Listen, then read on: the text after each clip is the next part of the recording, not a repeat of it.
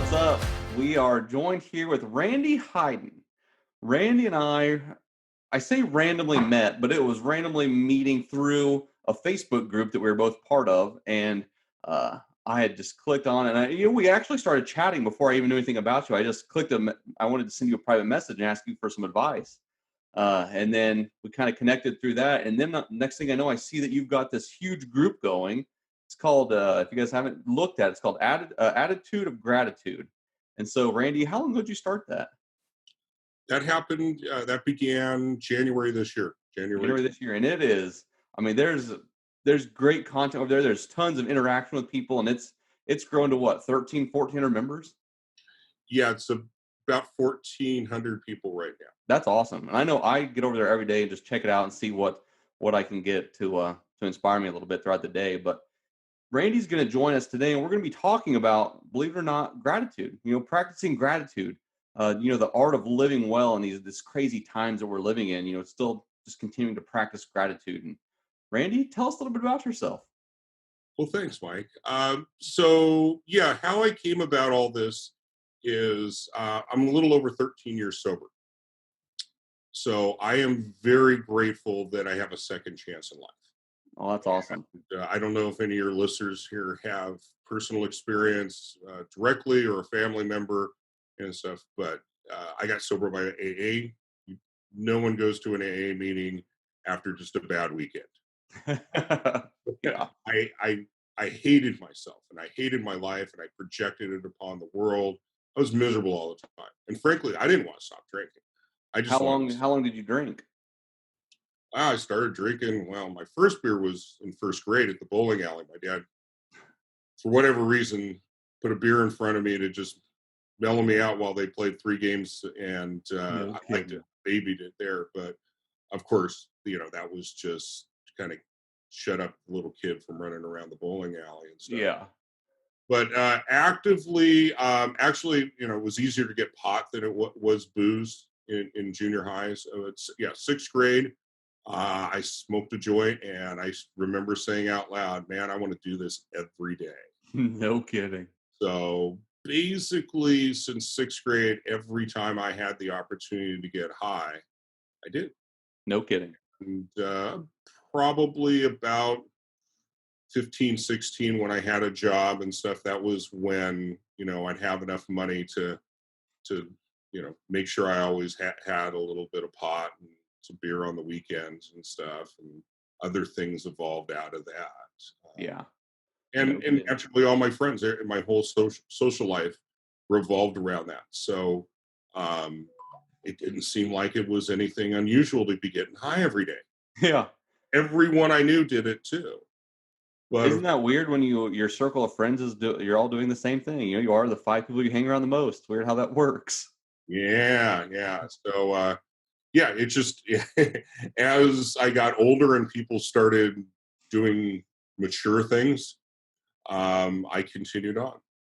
And the only people I had acquaintances were the others that were still living like they were in high school, but grown men.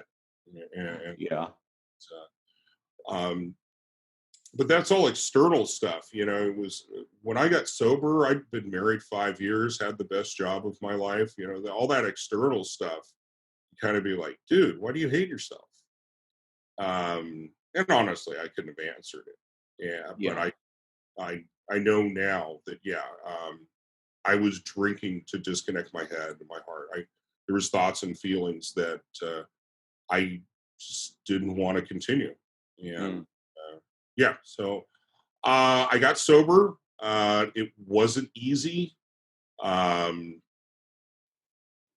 fact, about 6, 7, I don't know. It's difficult to put a timeline on it, but a few months into it, I realized that I couldn't do life sober, and I couldn't do life as a drunk, and maybe I shouldn't do life anymore. I was suicidal. But I had a conversation with another man. Said, "Randy, if you can't love yourself, can you let God love you?" And my exact words were, "I guess that's not too big of a request." Yeah. And he came back with, he goes, good. You can let God love you through this fellowship. So that's my perspective on spirituality, that, this thing that people call God, and everybody, I think, has, even when they say they have a certain um, tradition they're following, okay, you're a follower of Jesus, okay, but you can have, well, gosh, we had in Ireland, Protestants and Catholics fighting each other, so I Yeah. guess what I'm getting at is, just because you have a certain thing of saying that, yeah, I'm going to let God love you, um, there could be a lot of variations of it, but where rubber hits the road is when somebody could be patient and kind with me when I couldn't be patient and kind with myself. Yeah. Dude, Um, that's awesome. yeah, so that's, again, that was huge for me, but that's part of the thing why it wasn't easy, because I had to do the one thing that I didn't want to do even less than staying sober. That was accepting some help. I feel And like as men that struggle with anything, whatever the addiction is, because as I'm diving into this, I realize most all addictions are basically the same as far as, whatever it is. For alcohol, it was you, and, for other people, it's other things, but it's like your brain just connects with that. And, your brain wants to keep us safe. It wants to, for you, it's alcohol. It's like, just keep going back and you're going to be safe. It makes you feel good. You're going to be okay with it. But as you dive in, it's like everything's kind of the same. It's just a matter of, like you said, self-love, accepting the fact that I have a problem and it's time to get some help. yeah, yeah. Well, and see, that's it. Is even, gosh, it's just, it keeps continuing on and on, that you deal with the big 800-pound gorilla, and then you realize that there's other problems that need to be addressed, and I've come to a conclusion that it's going to be a lifetime endeavor, more and more stuff. But then also, frankly, there's been times when it's like, you think you would have gotten past this by now, Randy. You've been working on this for years. And I've just come to realize that, yeah, there's likely some things that I'm not real proud of about myself that I do want to change, that for whatever reason I haven't had um, abstinence from that. Which basically the thread that runs through it all is pride, false pride, Yeah. thinking better than other people or less than other people, not being right size. But it's not as bad as it was. Yeah. But again, back to the whole thing. Why is attitude of gratitude? Part of the thing of working with addicts and alcoholics, I'm reminded of what my life was like. I know exactly when I look at somebody's eyes, and Yeah. I know what shame is. I know what self-hatred is. I know what it's like to say you want help, but then for whatever reason you don't follow through with it, and it's like putting salt in the wound. Mm. For sure I'm a loser, for sure I can't do this, or Have you yeah. ever? I'm working one-on-one with a guy now, and he says, I've come to the conclusion that I'm always going to have this problem in my life. I'll never be able to get over it. Like you're in such a deep hole that you literally think like this is what my life has come to, and I'm always going to have to struggle with this. When realistically, like you understand, and and I was in that hole too. I'm like, dude, this is my life. I've got to live that. And for me, it was pornography. The guy that I'm helping is pornography, and it's like in the world that we live in, the views that we see, like it's normal. Drinking, sex, drugs, rock and roll, all that stuff is normal in the society we live in. But for the life that I wanted to lead with a wife and kids, I'm like this. I've got to get control of this. And even this guy now, he says, this is the reality of my life. I'm like, it's not. And then when it comes back to that self love, and then showing somebody that like him, seeing that like I actually care for him and I want him to get better, because that's not real. He said, I said, what are your two biggest fears? And he said, getting divorced and having kids are out of control.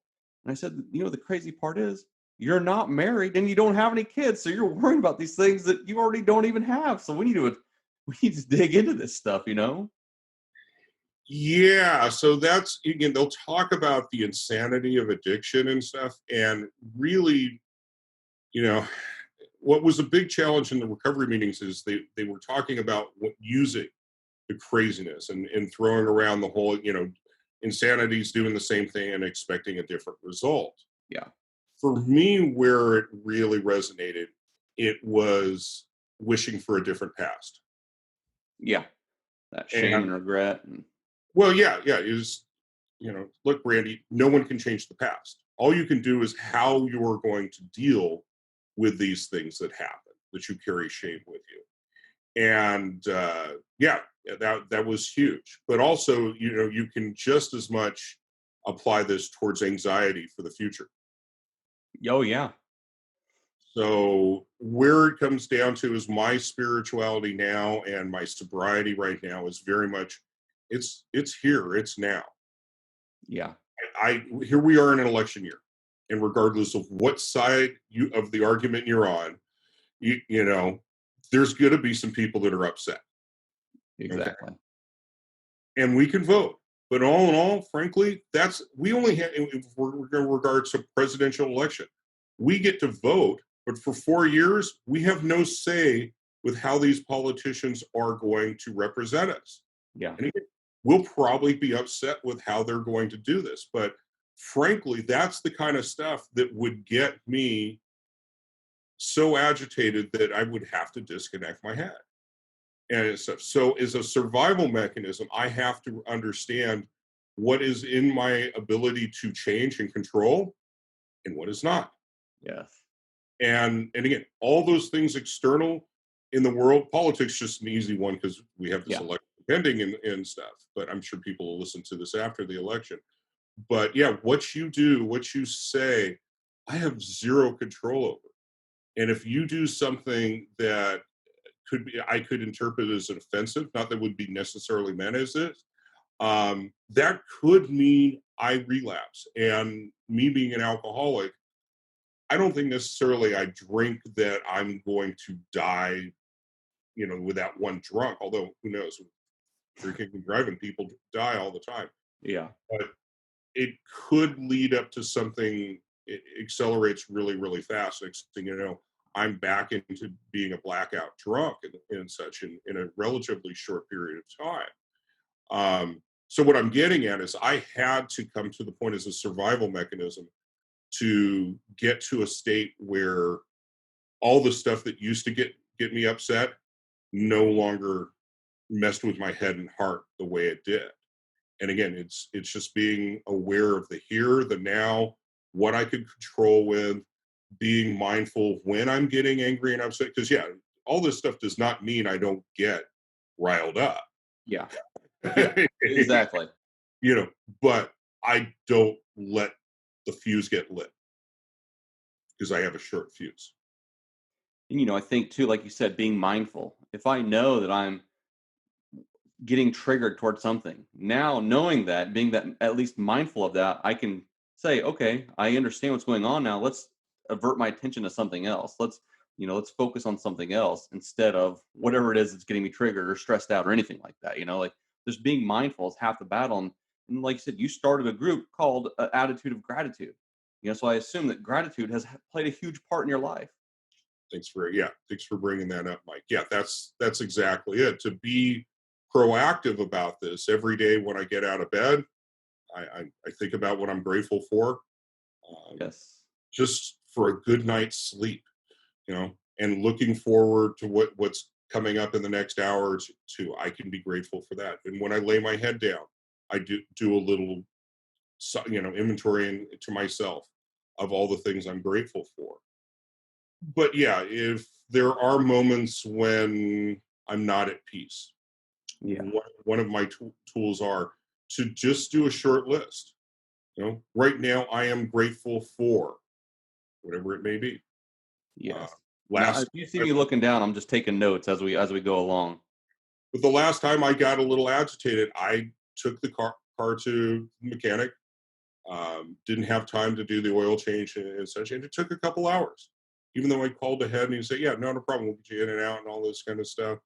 And yeah, I most days it probably wouldn't upset me that I had to do a couple, be there for a couple hours. It wasn't really that big of an inconvenience, but I noticed myself I was a little bit short and just there, and I just reflected. It's like, you know what? I'm grateful I have enough money to pay a guy to change my oil. I'm in a Mm. point in my life where I have a nice car. And the reason why we're changing the oil, I was going to visit friends. We're driving to Las Vegas, and I was going to go out town with my wife. The room was comped, so we stayed in the Red Rocks Hotel. Oh, nice. We stayed with there. Yeah, everything was nice, but again, my head can focus on the negative, and and when I got a negative mindset, everything is negative.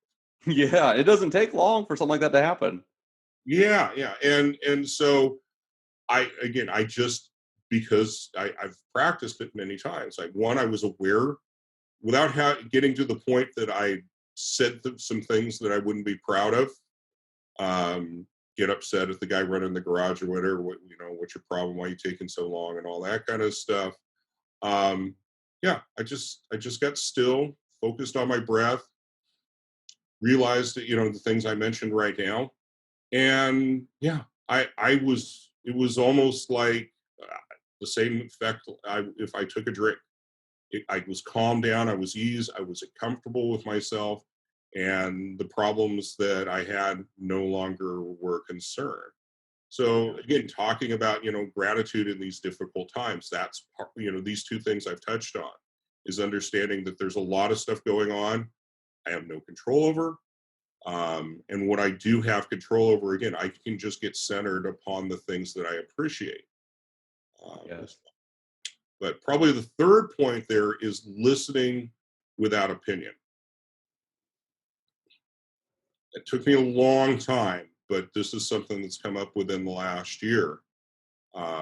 It evolved. It was, I'm a sales guy by trade, and it was listening to learn. Hmm. The next level from that is trying really truly to not come up with any presumptions. Like it's in a sales situation, talking with a person, you're asking some questions, and trying to figure out their desire, if you can really help them and solve their problem, but also they got the money to pay for your services, you know and coming to a conclusion, a presumption that maybe this person can't afford it. Yeah. That may or may not be, because frankly, if somebody, I don't know, say I need brain surgery, you know and my insurance is only going to cover so much of it, and then to really pay for this surgery to pay my life, this is a lot of money. Yeah. We may not necessarily go bankrupt over this, but would somebody really say, I can't afford it, I'm not going to have brain surgery, if Exactly. that was a possibility of saving their life? No, if there's a genuine solution to your problem, um, people get resourceful. Yes. And so, but on the other hand, also, I don't know necessarily I can help you. Somebody, will respond to the marketing for the company I work with, and I don't know. I believe in what we offer, but it does not necessarily mean it's the right fit for what this person's looking for. So Yeah. that, again, it came out of a vocational situation, but then instead of using it in professional environment, using it in the personal environment, and just really, yeah, I just want to listen to you, and I don't want to necessarily, again, so listening to learn is synonymous with listening to understand. And I had a spiritual moment this year. I came out of a meditation and I heard the words, I don't expect you to understand, Randy. I expect you to be kind. In the, No kidding. no kidding. Oh, wow. And with this group, Attitude of Gratitude, if you go in there and check it out, you can see I've got a lot of these like bumper sticker wisdom. I joke around, it's like outhouse wisdom. Somebody could, Yeah. Yeah. little simple, and they're designed to get people to stop scrolling, maybe tilt their head and think for a moment. Whether they comment or like or not, that's not it. It's just get maybe somebody to think about things, and a lot of it, frankly, is just me throwing spaghetti against the wall and see what sticks. Um, but yeah, I the first thought was, that's cool. I'm going to post that up in the group. Yeah. That's good stuff. And then I heard the words, no, Randy, these words are for you. That very clear and concise, but the tone was my voice. It was, just how we have that, Yep. that voice in our head that tells us things. And so that's really was the turning point for me for this year was, yeah, that's really, I don't know, my guide for living right now is I don't try to, again, as I touched on politics and all this kind of stuff, the way things are, yeah, I really don't understand it. Yeah. I may not like it, but there's stuff going on that I'll never understand. So that helps me, again, be more accepting of the world that's not the way I prefer it to be. And again, I can just get much more tangible and be grateful for what I have. Yeah. And I like how you summed those things up too, as far as like, control, basically control what you can control. Like in that situation where you get triggered a little bit, you can stop, you can slow down, you can control your breath, you can take inventory of things that you're grateful for that are around you. You can take control of those thoughts that you're having and say, hey, it's okay. Even though this may be triggered, like you said, at least I have money where I can pay someone to change my oil. And it doesn't take long if you're ever feeling stressed out to look around and find three or four or five things that you're truly grateful for. I was going to share this, like, so with for me in the mornings, I have this chart that I fill out every morning, and one of the first three are three things that I'm grateful for. It's so I do a devotional with a group of men. And so the other morning it just hit me. I'm like, dude, I'm so grateful that there's, I don't even know how many guys, 6, 7 guys that are part of this devotional, been showing up for the last 12 months, close to 12 months, every single day, sharing what they're reading in this devotional. And it's just, everything in that. And then sometimes you get emotional about it, because we're very, very fortunate to be in the positions we are and live where we live and have the freedoms that we have. A lot of people don't even have half of what we have around here. So true, so true. But one of the things along in my journey was understanding that comparative happiness can be a slippery slope. Ooh, that's good. So again, meaning as you touched on, it's like, yes, I'm very fortunate. I have things, well, that I didn't have earlier and stuff, but I can say, well, at least I don't have it as bad as that guy and stuff. But it's a slippery slope because just as easily my mind can think about the things that I don't have from another person. So I try to going with the whole paradigm of I don't need to be better than anyone else. It's just I'm striving to have a better life and create the life that is in alignment with the values that I have. And Yeah. asking myself, am I moving closer to creating the life that I do prefer? And again, the things that I want. Am I, again, in my professionally, am I in a role where I can conduct myself with integrity? Is the Hmm. company I represent, do they deliver on what they promise? Yep. Unfortunately, I And do. I went, with that being said, I went to lunch with a banker last week, and he said, I would like to see some comparisons of once social media got big, like the debt ratio that people inherited because of, you're not keeping up with the Joneses anymore, or your neighbors, you're keeping up with people that you don't even know all over the world trying to have this or that or prove on social media that you're living this luxurious lifestyle. You know what I mean? And it's like, yeah, when you start comparing those types of things, it's a slippery slope and it can get out of control pretty quick. Yep, yep, it is. And So that's scary. But one other random question, and I don't mhm. even know how to ask this, but where do you live at? What part of the Southern country? California. Okay, because I know that I'm looking out a window right here and it's black. It's dark outside, and I see that sun shining behind you, and I'm like, "Where's this dude at?" So you're in California, huh? Yeah. So again, here's the thing about comparative happiness. If anyone's been in Southern California, no, I mean it's very much about the car you drive and the neighborhood you live in and so and stuff. Me being 56 years old, there's been people I've worked with and peers in church and stuff. People who have trophy wives. Now, of course, it's not exclusive here and stuff, but it's very much about comparative happiness. What can I do to get up on another rung of that ladder of success? And so be it. But again, in this phase of my life and stuff, realizing the stuff that I'm the most appreciative of are really the things that money can't buy. as you talked about your men's group, oh my gosh. And again, why I was so happy to go see my friends, this COVID thing, I love my wife and I talk to people for, again, being a sales guy regularly, but I realized a couple weeks ago, I was lonely.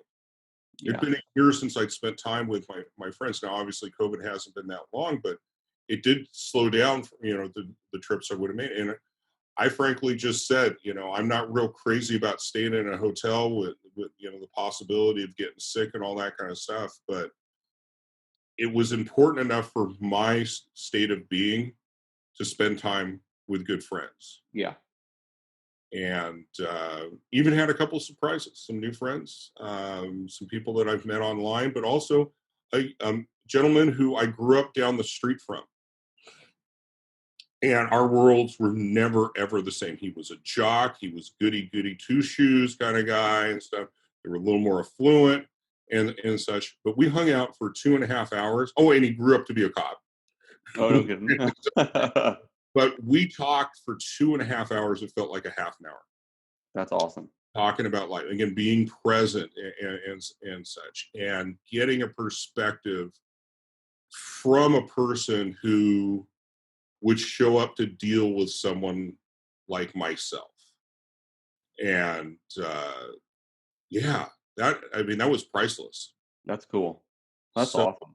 so those are the things that I value much more than, you know whatever it is, a new car, motorcycle, a new, a vacation to some fancy place that, again, I could post pictures in the group of, hey, look at us by the pool kind of thing.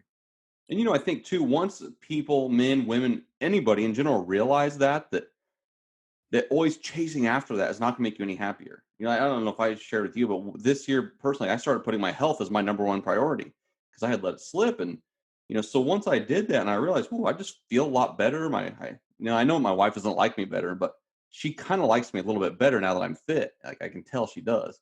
And it's just like I know now that I don't have to have and be because before I always chased the money. I enjoyed making, and I enjoy making money, but I also understand no matter how much money I have, I'm still going to go to Goodwill and buy my t-shirts. I'm still just going to be a dude who likes to just chill out and have fun. Money is never going to change who I am. And like you said, it's not going to, we all know money can't buy us happiness, you know, but a Yeah, lot so of us, yeah, you may have seen the post I did just a couple days ago. Love of money is the root of all evil is not the love of money. Fear is the root of all evil. yeah. Oh, Yeah. yeah. And from the point of, yeah, again, trying to buy things that elevate your social status. For myself and men that have opened up with me, it's the fear that you're not enough. That if you don't have what your peer group considers cool, that you're less than others. And yeah, the fear of, well, and then maybe if it's not necessarily social status, but it's just, gosh, if I don't make enough money, um, maybe again with this COVID situation, there's people that are renters and stuff. How we're going to pay the bills? If again, you can trust yourself, your resourcefulness, if you have a spiritual orientation about things, but understanding that you've gotten through tough times before and you survived all through that, and you can get through this as well. That's another thing that kind of helps me getting easier into that state of gratitude. So again, yeah, maybe I'm going to get evicted. That's part of, again, when I talked about earlier, sobriety. We were real close. We were a couple weeks Hmm. from living in our car, but everything came through. Yeah. And You know, you mentioned something a while back about, when I call it kind of when you peel back that layer of Randy, you're no matter what, your lifetime is going to consist of peeling back these layers to continue to grow. And I think that for me personally, I've been thinking a lot about that and asking some buddies like, well, what are you afraid of? Like, what's your biggest fear?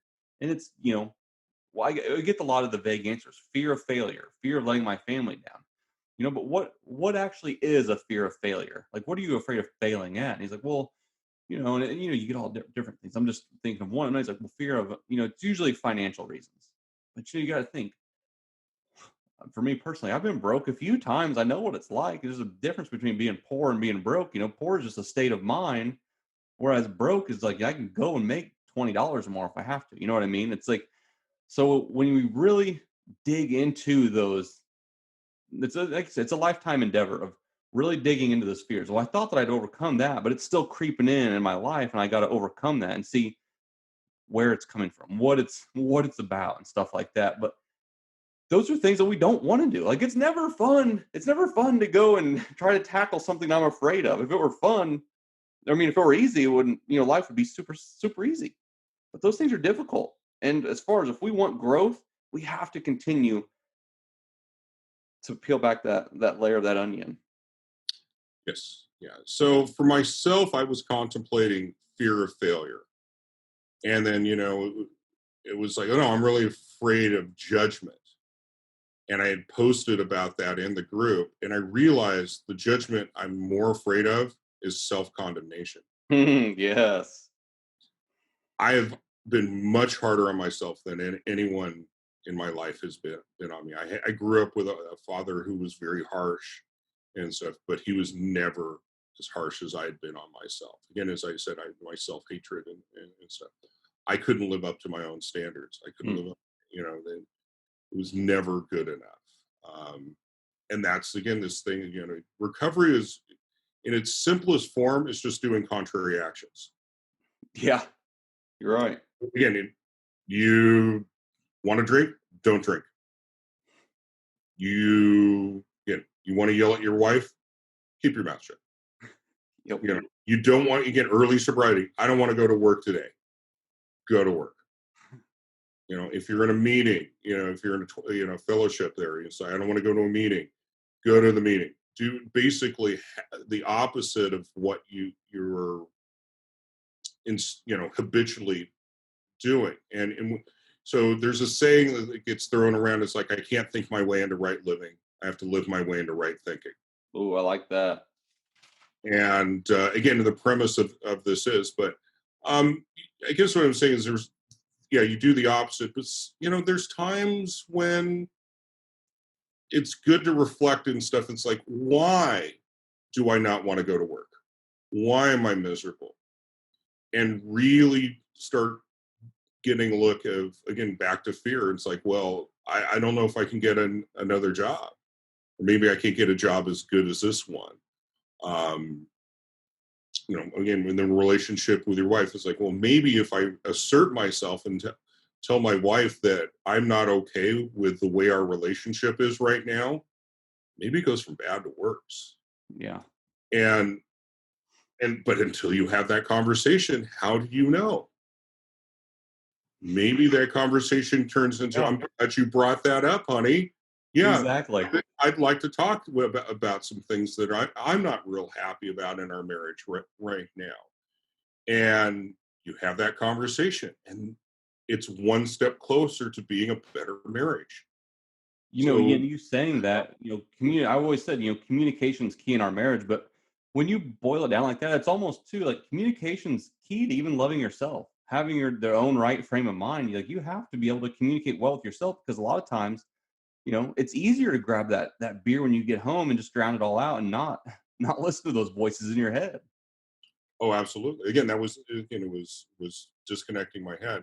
But this comes back to this thing is, letting people love me when I couldn't love myself. I didn't think I was worthy of a better life. If you knew what I'd done, you'd hate me too. And then being in a group of men just going, oh, I've thought that too. I've done that too. Not proud of it. I don't want to do it ever again. But you realize, because again, you don't talk about it because your fear of being judged. And there's several people in the room that isn't talking about it. How do you think you're the only one in the world who's ever had these thoughts and feelings? And it's so not true. Everybody has, Yeah. But because we don't talk about it, we don't know. Exactly. So that's the thing, again, when I talk about Fred, again, I've always been a social guy, as again being a salesperson and stuff. But it was a facade, a persona. I was the lonely man in a crowded room. Yeah. Now of opening up and being as authentic as I possibly can, or sometimes it's not necessarily, you don't need to share everything with everyone kind of thing. But yeah, having those moments when I can really be present and I can really listen to you without having an opinion. That's that's something I never had in my life, and that's probably what I'm most grateful. No, not probably. That is what I'm most grateful for is relationships. And yeah, yeah. This is the kind of thing is that life hasn't gotten any easier.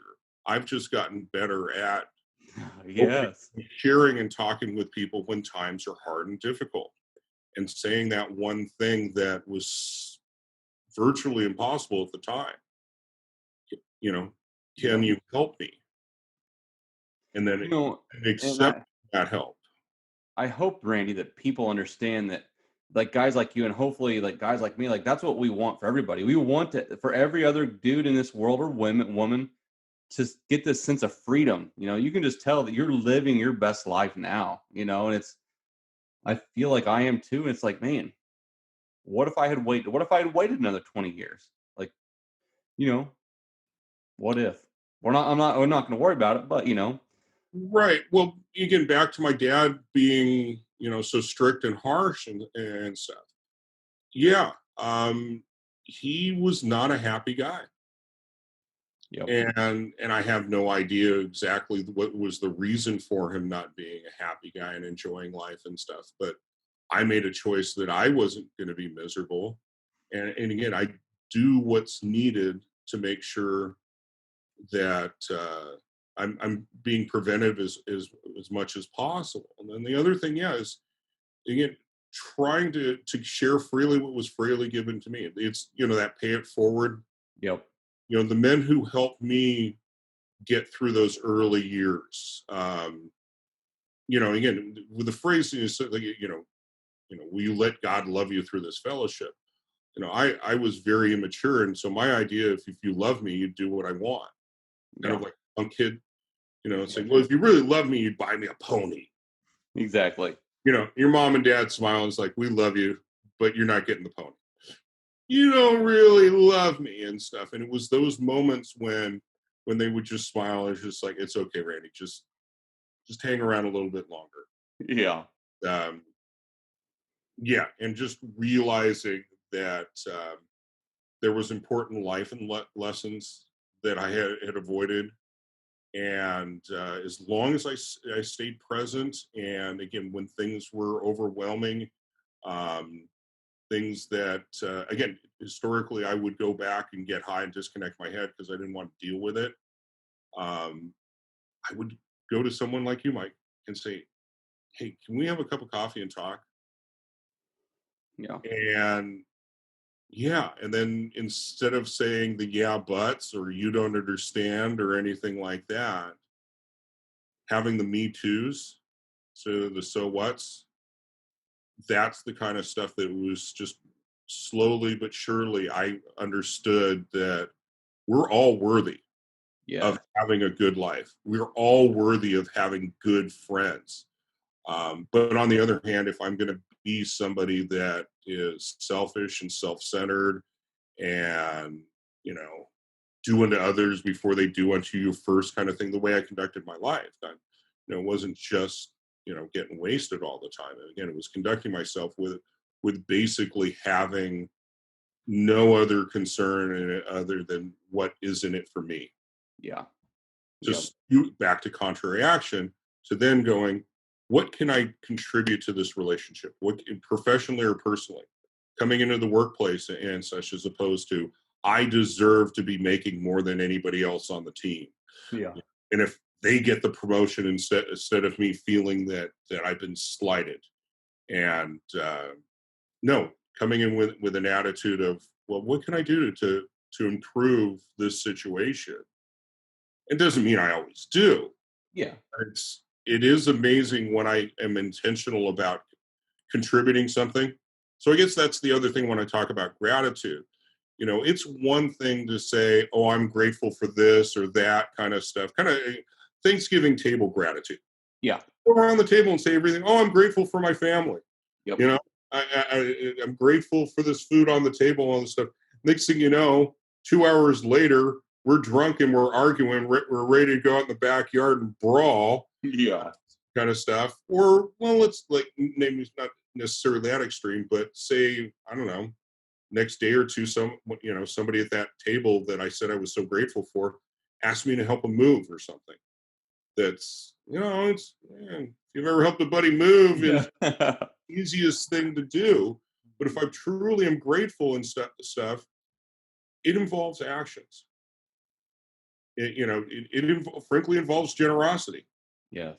And sure, generosity sometimes involves finances, but there's nothing more valuable in any person's life than their time.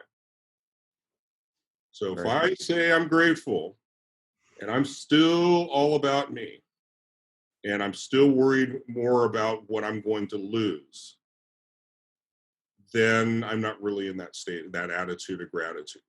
Where when I come from a place of abundance and understand that, yeah, my time is important, but nothing's more important than connecting with another person and trying to again leave them in a better condition than when I found them.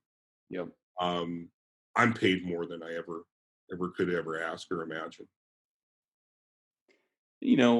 Kind of to wrap some of this stuff up too, I think that having that attitude of gratitude,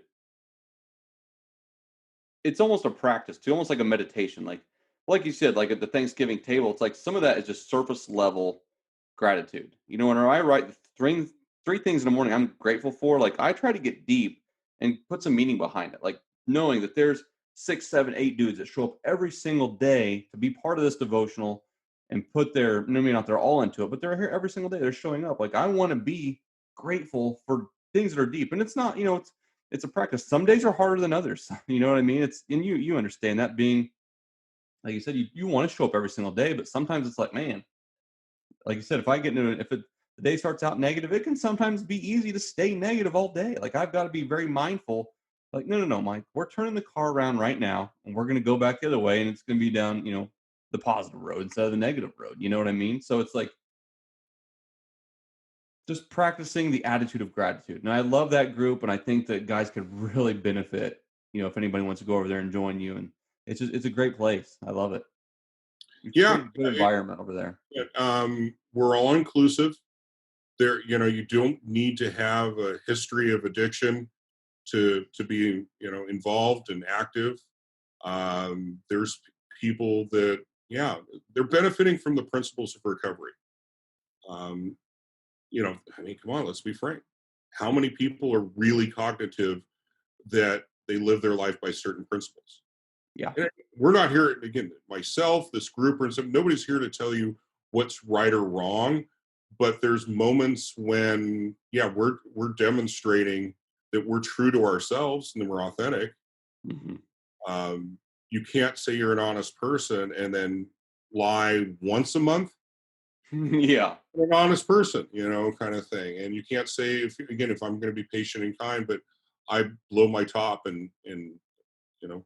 But on the other hand, just I'm human and I can blow my top and I can lie and I can understand that even when I don't live up to the standards and the principles and stuff, that I'm not as big of a turd as I thought I was. Yep. Yeah, You like know, I said, you're your and when biggest I do critic. live by my standards, I don't think I necessarily that I should. I've got the halo on, Yeah. right? Yep.